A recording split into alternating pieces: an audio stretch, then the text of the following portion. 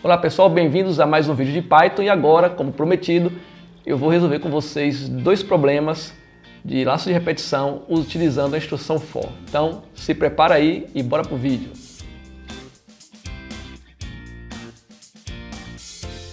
Então pessoal, estamos aqui com mais um vídeo de problemas. Novamente são dois problemas, são problemas bem simples, só para vocês entenderem outros usos do for. Como sempre, vou deixar o link para o material na descrição do vídeo.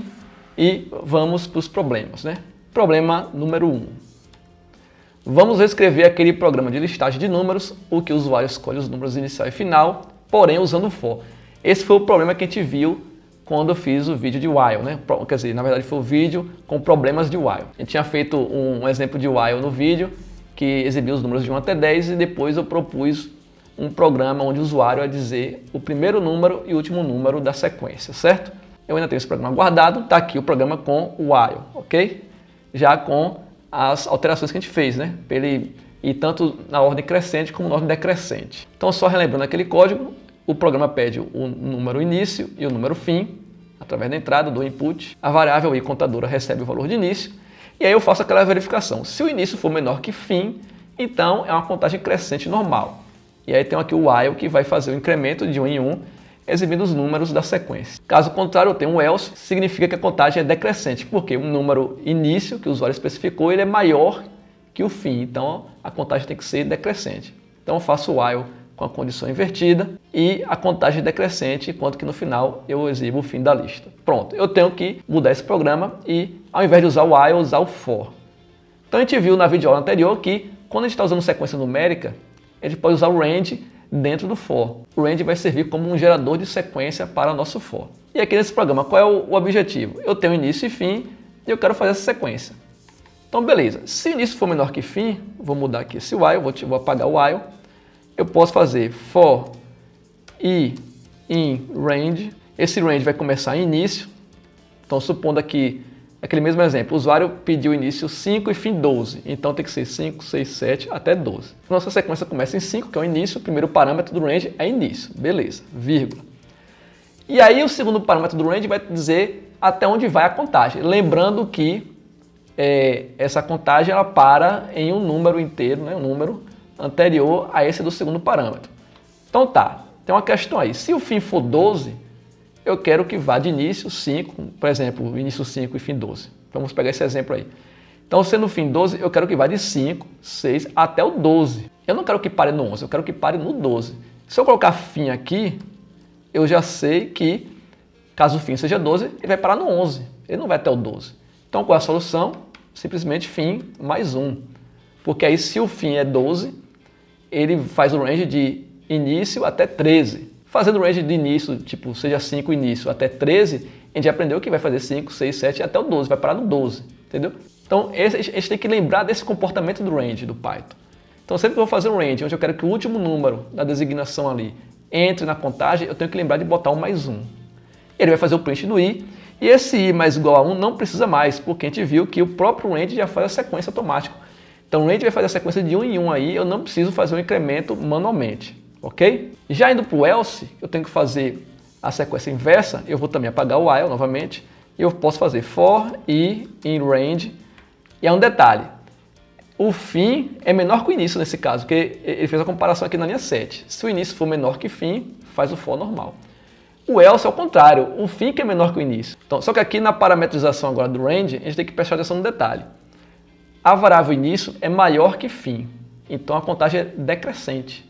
Supondo que o início seja 12 agora e o fim seja 5, eu tenho que fazer 12, 11, 10, 9, até parar no 5. Então, novamente, vai começar início. E aí, na hora que terminar, vai terminar onde? Tá, se isso for 12 e o fim for 5, lembrando que o range sempre para em um valor antes. Eu tenho que fazer agora fim menos 1.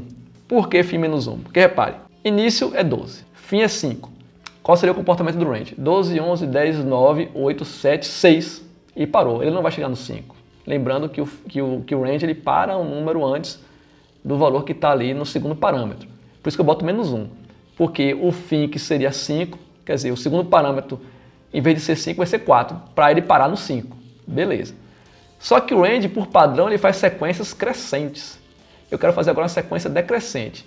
Lembrando que a gente viu na videoaula anterior que eu poderia usar o terceiro parâmetro para dizer que o range ia pular de 2 em 2. Da mesma forma, eu poderia usar esse parâmetro para dizer que o range ia pular de 3 em 3. Eu posso usar esse parâmetro, esse terceiro parâmetro, para dizer que eu quero que meu range pule de -1 e -1. Ora, por quê? Eu quero fazer a contagem decrescente. Então, se o número início do primeiro parâmetro é 12, o próximo é 12 menos 1, 11. E o próximo, 11 menos 1, 10. E o próximo, 10 menos 1, 9, até chegar lá no último valor que eu defini em φ menos 1. Então, repare, esse terceiro parâmetro do range, que eu posso usar para pular de 2 em 2 e de 3 em 3, eu também posso usar para pular de -1 em -1, ou seja, fazer um range invertido, decrescente. E também, da mesma forma, não vou precisar mais desse decremento da linha 14, tá bom? Outro detalhe também, eu não vou precisar dessa linha 5. Por quê? Porque a variável i já vai ser inicializada automaticamente aqui no for, quando ele pegar o primeiro valor do range. Então, esse i igual a início também cai fora. E meu programa ficou assim. Vamos dar uma testada nele, né? Valor inicial 5, valor final 12, de 5 até 12 funcionou. Vamos testar o contrário agora, né? Valor inicial 12, valor final 5, 12 até 5, decrescente. Então, o programa resolveu, funcionou tranquilamente com o for aí, certinho? Então, só recapitulando, usando o range no for, eu tenho que dar o número inicial e o número final. Se eu quero que esse número final entre na contagem, tenho que lembrar de botar mais um.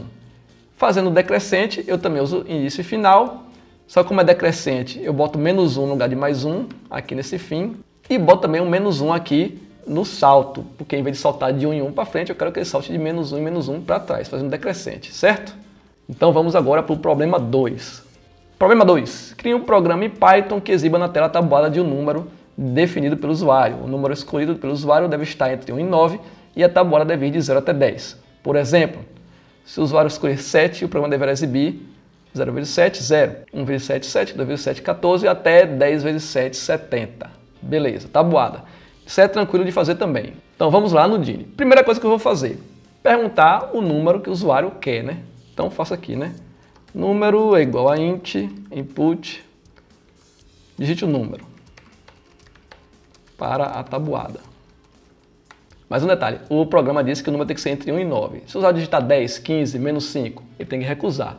Então vou fazer o seguinte, vou fazer aqui um while, eu vou repetir esse input até que o cara digite um número válido. Eu preciso que esse input ele execute pelo menos uma vez.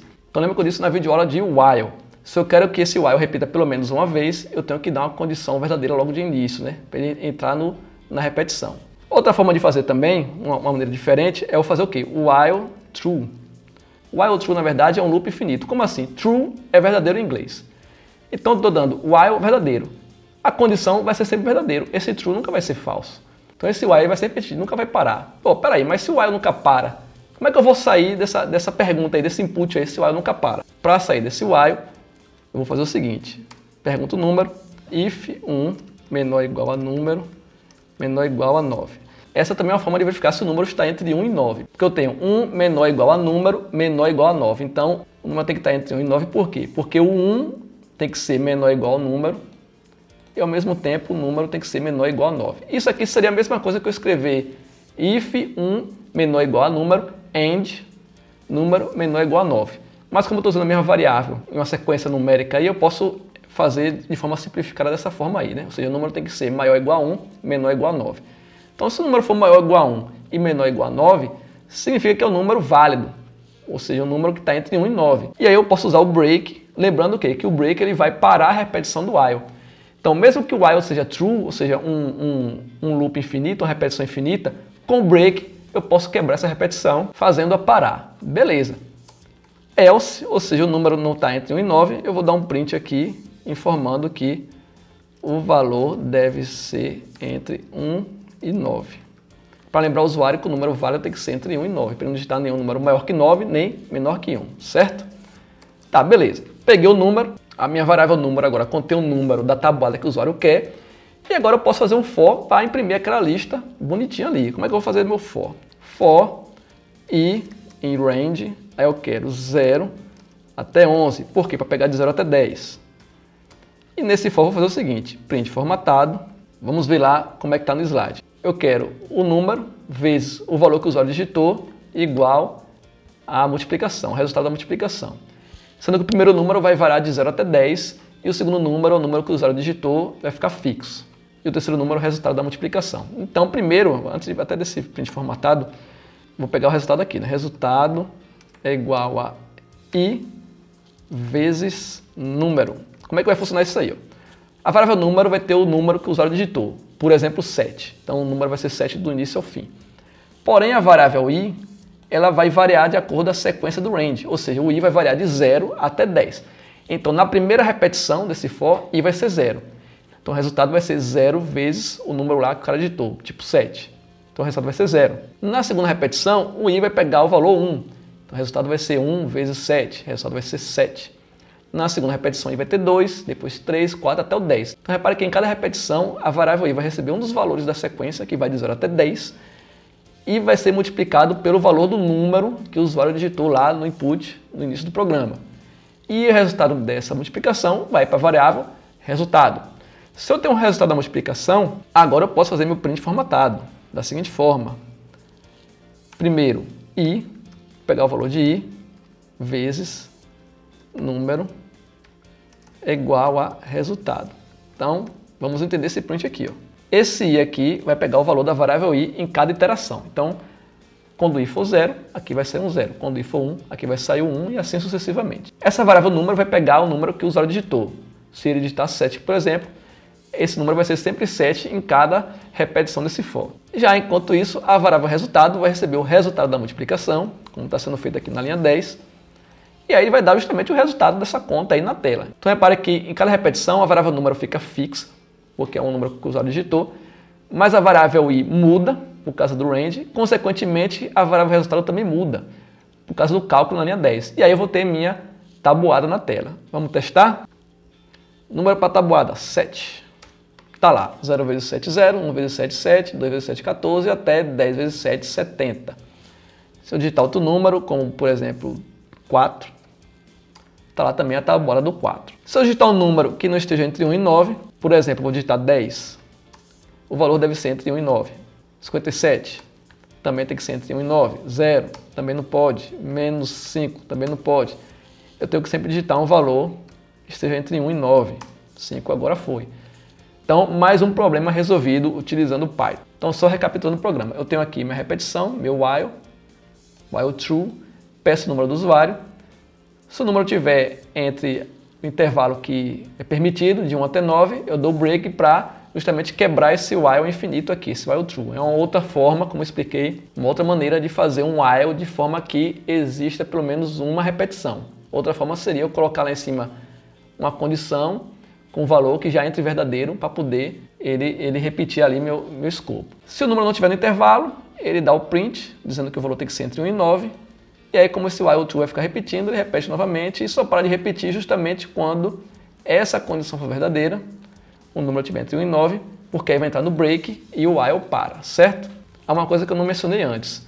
O break também funciona no for. For também é um laço de repetição, então se tiver um break dentro do for, ele vai parar ali quando encontrar aquele break, certo? Não usei aqui, mas fica aí também essa informação. Então, beleza, terminou meu while, minha repetição, já tem o número que o usuário pediu, e aí eu faço um for utilizando um range de 0 até 11 para pegar justamente de 0 até 10, né? E aí, dentro desse range, eu faço a conta da multiplicação, guardo o valor na variável resultado e faço meu print formatado para exibir a tabuada na tela, beleza? Bem tranquilo também esse problema aí. Então, pessoal, o fim desse vídeo também, ficamos por aqui. Vimos aí 2 exemplos de problemas resolvidos com for. E no próximo vídeo nós vamos começar já a entrar em listas. E aí em listas vamos ter mais exemplos de for também, mais repetições e outras aplicações mais interessantes. Então, se não for inscrito, se inscreva no canal, ative as notificações para ficar sabendo quando tiver vídeo novo. Deixe o seu like, não esqueça, e também não deixe de me seguir nas redes sociais, ok? Até a próxima!